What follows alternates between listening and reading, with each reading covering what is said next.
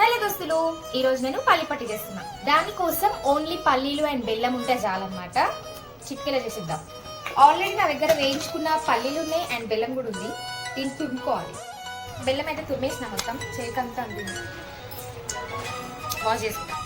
బెల్లం ఇంకా పల్లీలు అయితే రెడీగా ఉన్నాయి. ఇంకా పొయ్యి మీద ఒక కడాయి పెట్టేసి దాంట్లో బెల్లం అంతా వేసేస్తున్నా. ఒక 2 స్పూన్ అని వాటర్ వేసేసుకుంటున్నా. అది కరగాలి కదా. మంచికి ఇట్లా కరిగిన తర్వాత దాన్ని వడవోసుకోవాలి. చెత్త ఉంటే పోతుంది అనమాట. జాలి పట్టిన తర్వాత కడాయిలు వేసేసుకోవాలి. ఇంకా దగ్గరగా అయ్యేదాకా వేయాలన్నమాట. పాకం మంచిగా గట్టిగా రావాలి. టక్ టక్ అని సౌండ్ రావాలి. తీసిన పల్లీలు ఉన్నాయి కదా, దాంట్లో వేసేసి మంచిగా కలుపుకోవాలన్నమాట. ఒక నిమిషం అట్లా కలుపుకొని ఒక గిన్నెకి నూనె రాసుకొని ఇంకా మళ్ళీ పల్లి పట్టి మొత్తం దాంట్లో వేసేసుకోవాలి. అది మనం తీస్తుంటే తీగలు రావాలన్నమాట. అప్పుడే పర్ఫెక్ట్ గా వచ్చినట్టు. గ్లాస్ ఆయిల్ రాసి ఈవెన్ గా స్ప్రెడ్ చేసుకోవాలి. తర్వాత చాక్తో కట్ చేసుకోవాలి. 2 hours చల్లారనివ్వాలి. అప్పుడు మంచిగా వచ్చేస్తాయి అవి. నేనైతే ఫస్ట్ టైం చేసిన పల్లి పట్టి, కానీ పర్ఫెక్ట్ గా వచ్చినాయి. కాకపోతే పల్లీలు కొంచెం ఎక్కువ వేగినాయి. టేస్ట్ అయితే సూపర్ అయింది. ఇంకా మీరైతే ఒక లైక్ చేసి సబ్స్క్రైబ్ చేసుకోండి.